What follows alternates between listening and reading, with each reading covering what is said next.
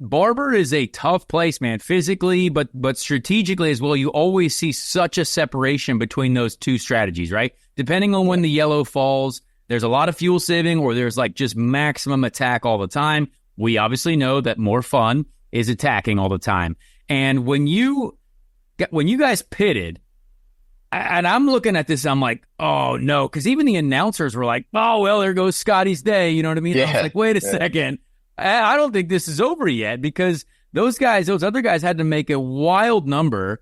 But what did that feel like? Because you're obviously, tearing off into the future. You're leading by a long time, and then boom, you're stuck in the thick of it. And every single person was hitting everyone the entire day. But I think your car was probably the cleanest one. So what did you think of that situation? Yeah, it was interesting because even when we pitted, I never thought once that we were out of it. I genuinely thought like we were still in the game if like something happened or, these guys, like you said, they had to make a big number regardless. Yeah. And then eventually I was going to get some clear air when they pitted. They were going to have to pit at some point, and then give us clear track. So, I knew all I had to do was stay in front of Will. That's why I think me and him had a really ding-dong battle, and he got it as well, because I knew if things sort of turned, back our way, that was basically the battle for the lead. So, and then, like you said, you have the wild card of being back in dirty air and hadn't been there the whole race and just readjusting to that.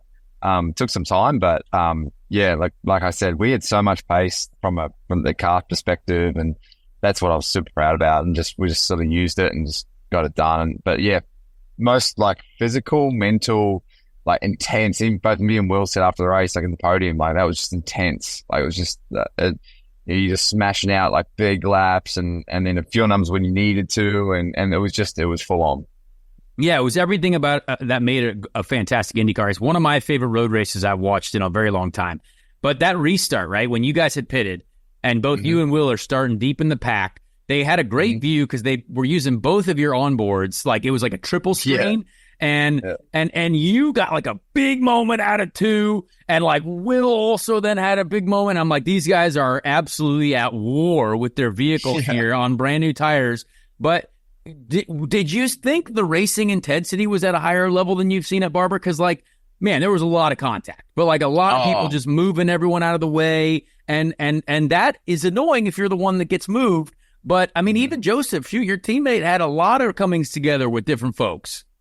Yeah, I think the intensity's higher because these tires are a lot harder now. So, to make your moves, it's a little difficult because the degradation isn't there. Obviously, these tires, and you guys have probably explained this, these were made for the hybrid car. So I'm thinking we're going to see with a heavier car, we're going to see more degradation. But that's why at a place like Barber, where there's not too much tire deg, like people were aggressive and people were just using people up, and like that's a part of it. But we came out on brand new reds, and obviously the people in front of us had about sort of 10, 12 lap old reds, and like their pace was a lot slower. So it was very hard to position yourself in the right spots to not defend from Will, but try and pass these people and not get hurt by that as well. So it was a chess game, man. Like I said, it was so mental and so intense. But that blast, man, it was awesome. So the tire thing is interesting that you mentioned because you're going through that stint and you're trapped behind. I forget who you were trapped behind. It was Linus or someone else.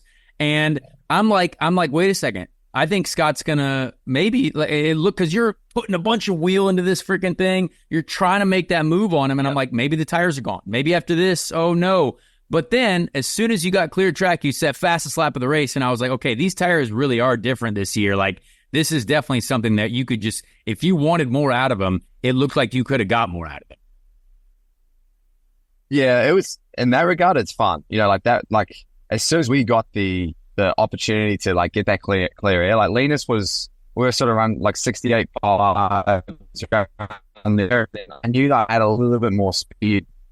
Once we got clear track, I was like, oh wow, this is crazy, and just a little bit of overtake and was like just like smashing it, and it was 67-7. I think I did like a 7-7-7, like I did 4 7s in a row, and it was like I said after the race, it was one of the most fun like stints that I've had for a very long time, just from a consistency level and just driving a car that felt so good. So I was very lucky. Oh man, yeah. Tell you what, that meat wagon, it did look pretty strong. I'm not gonna lie. Like goodness gracious. Rancher. Chase, so Chase, go ahead. I'll let you get in here. What's up, Scotty Mac? It's been a minute. Congrats on the dub. And I gotta say, this is your second win, twice now in a row at Barber. Was there for the first one that you got? That was a great time.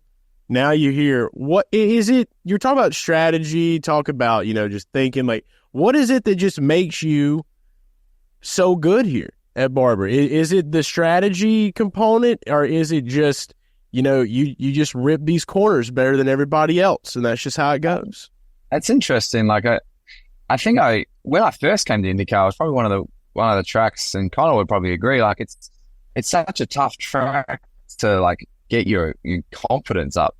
One, the power steering, no power steering, so you like the steering forces are huge. So having the confidence to go through fast corners with the steering binding up, but once you find like a setup, like you feel like you've got, like it's unreal. So I feel like we've run like the last 3 years a very similar setup, and I just know it and I trust it, and we just make it slightly better and better and better, and I just got the confidence around there.